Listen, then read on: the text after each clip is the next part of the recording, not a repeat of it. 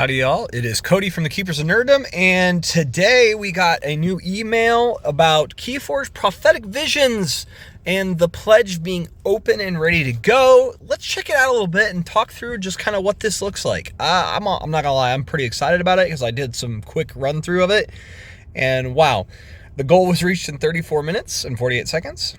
They needed at least $50,000, and it's already got 75,000. Oh, just went up right there. 883, 246 back. It just keeps growing. This is fun to watch, actually. Let's see if it goes up again. It is. That's fun. I will definitely be backing it at some point, but I'll have to go do some counting on what I can afford and what I'd like. So let's go through this. Actually, we'll follow that too. Okay, work following. We're just going to keep moving down. Let's dive in. They go through Keyforge. What is it? It's literally the same explanation we've gotten for years and years. It's funny that they still have Mars right here, and Mars is not in this.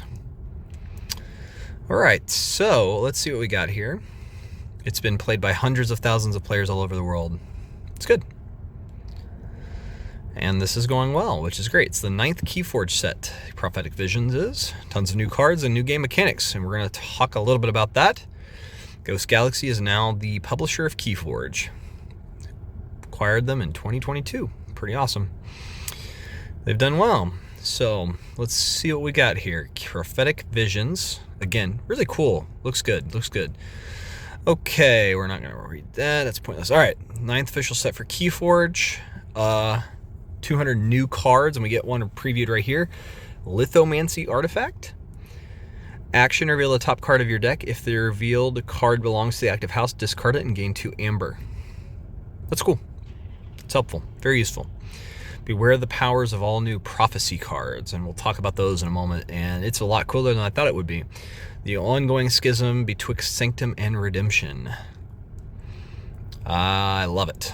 It's really cool. So, all right, prophecy cards, an entirely new card type we'll talk about. Fate effects that are connected to the prophecy cards.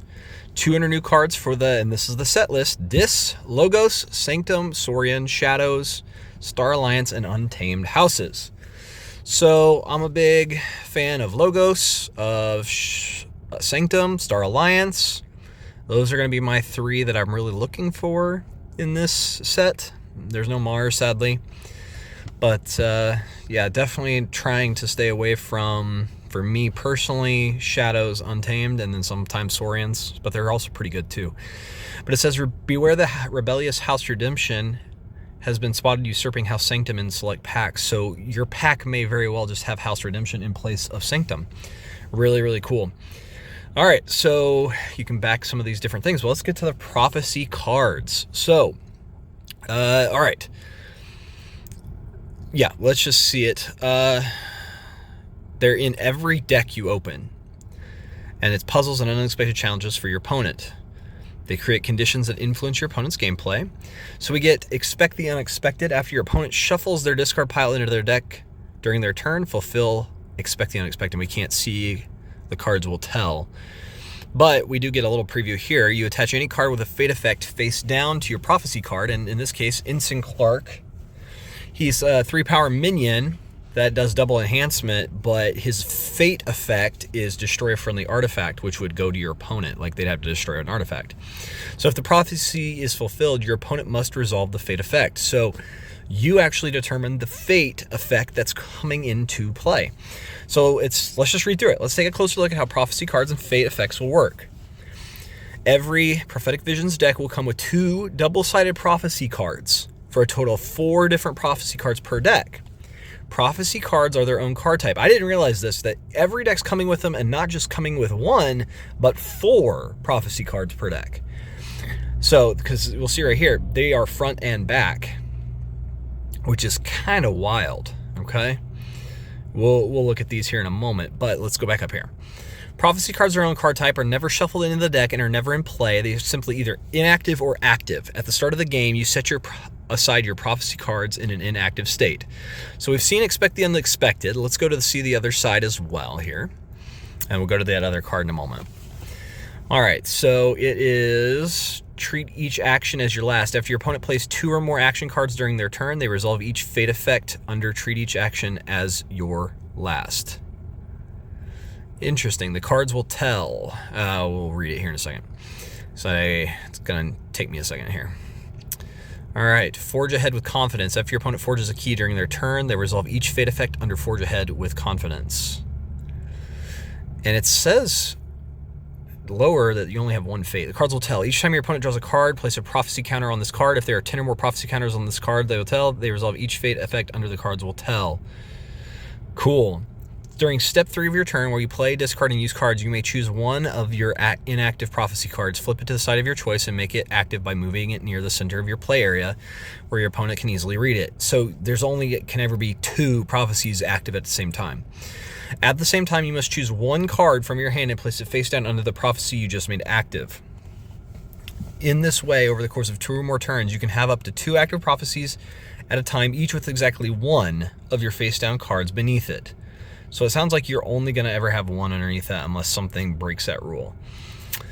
Each prophecy card describes a specific situation that may or may not happen during your opponent's turn. When the situation or condition described by the prophecy card is met, the prophecy resolves. Some prophecy cards can be avoided by careful gameplay. Others will be inevitable at some future point. But the common feature of all prophecy cards is they will always resolve during your opponent's turn, never your own. So if you're both playing with prophecies, the prophecies you have will activate on your opponent in their turn, and theirs will activate on you in your turn. So what happens? Well, that depends on the face down card beneath the prophecy. They'll feature a fate effect. When a prophecy resolves, your opponent, who will be the active player at the time, reveals the face down card beneath the prophecy and must resolve any fate effects on the card. If the card has no fate effect, it is placed in its owner's discard pile. So wait a second here. Oh, you just place a card underneath it. So you may not actually have anything. You may just be bluffing. That's interesting. I like that. You may just be trying to mess with them just to see if you can. After the fate effects are resolved, the card with the fate effect is placed in its owner's discard pile unless the fate effect itself placed the card somewhere else. Fair enough. Okay, so we get some options here. Embellish Imp, 2 power. Each time an enemy creature is destroyed, steal 1. So if he's out, he gets something pretty nice. But the fate is destroy the most powerful friendly creature, so you'd really hurt your opponent. Rage Reset. So you could play it as an action normally. Destroy any number of friendly creatures, draw 1 card for each creature destroyed this way. That's terrible. It's not a very good reward for destruction. Fate, discard your hand. So you might be saving cards, and now you're not. Woo! Rough. Chummy, he's 3 power. Before fight, if the creature Chummy fights is the least powerful enemy creature, steal 1. Cool. Fate, though, pay your opponent 2 amber. So your opponent, when they get this fate, they'd be like, oh, crud, I have to give them 2 amber. That's awesome. That's basically a steal. But not, because it's not labeled as one. That's interesting. Prince Bufo is a 1 power creature. He's a double enhancer, so he's just good to be a fate card anyway. Your opponent gains 4 amber when this thing's revealed as a fate. So you would get 4 amber after putting this down underneath a prophecy, and then they would resolve it. Okay. Any bonus icons or play effects on them will not resolve when they're a fate card. Prophecy cards and fate effects add exciting moments of uncertainty and tension to your opponent's turn. Will your opponent shift their strategy to avoid a prophecy resolving? That's probably a good thing for you. Or will your opponent charge ahead and let the prophecy happen? That's also probably a good thing for you. Pretty cool stuff. All right, we're not worried about that. Why back the campaign? Because you can get access to it, which is good. Yeah, let's keep going. Retailers, we're not worried about that. So one of the first things they want us to draw attention to is the $160 package. I think it used to be $150, and now it's $160. With 1 customized deck, with 1 customized playmat that's extra large, I believe. A Foresight Edition Archon deck. Possibly 2 of those, which I think your name deck will be 1, but I don't know what those are. We have no idea what they mean. But it's cool. It'll be something special. $60 gets you a starter set and 2 decks. Yeah, it's whatever. $80 gives you 6 decks, which is what I did last time, and I probably won't just go that simple this time. Breaker of Chains is $425, and they start with that awesome, wonderful metal key. Fantastic. and at least one custom deck. Now it looks like 3 actually up there, yep, and 3 of the Special Foresight Edition as well down here. 785, we're talking about a ton of decks. Look at all those.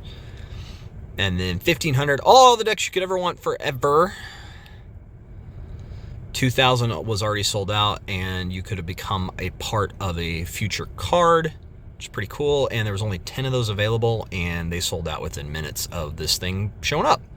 Pretty crazy. So I looked at the stretch goals. The first one was just telling us what's coming up. I believe this one was a guaranteed anomaly deck, like a deck, you get a free deck with an anomaly in it. Pretty cool. And the rest of these we don't know about. And down below here we have extra things that you could add on. So a Foresight deck, I wish we knew what those were. They're limited edition. Makes me wonder. And I love that the logo for Sanctum is red and blue to show that it could be either one. And the tokens of change are back, so we can get some more of those, which is really cool. So yeah, you could add quite a few things on this. What was really cool to me is there is these metal keys, which were really cool. They're definitely not as awesome as the little metal one that comes with the 450 up box like sets, but they're metal.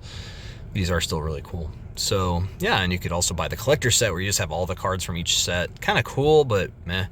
Playmats are back, and they're extra wide, the new ones. And the older ones are not, but they look really good. Man, it's just cool. Wait, we didn't have Geistoids in this new set. That's kind of crazy. So yeah, and then the adventure stuff, and then the random things, deck boxes and such. Pretty cool. House pins. Let's go check that out. I think the set list didn't say Geistoid, which is crazy that it's already gone. We got so many houses now. We don't have a new house this time, technically. That's crazy. That is actually crazy. I did not think about that for a second. That is kind of wild. Prophecy cards. Yeah, we don't have a new house because we've already actually had House Redemption and Tokens of Change. That's awesome. That's really interesting. I'm okay with not having a new house all the time because we don't need it, and we got so many houses now. Geistoids being gone, though, that's wild. Very wild. So yeah, are you going to be backing this new set? Let me know down in the comments below. Like, share, and subscribe. Thank you so much for looking at all this, and Prophetic Visions will be coming out in several months from now, but right now we can start pledging. We've got, like, I think it was 18 days or so. I can't remember. Let's see what it was. How many days do we have? It was 18 days left. Okay, and it just keeps going up. We'll go up again. We'll end our video right after it goes up, unless it's 5 minutes later.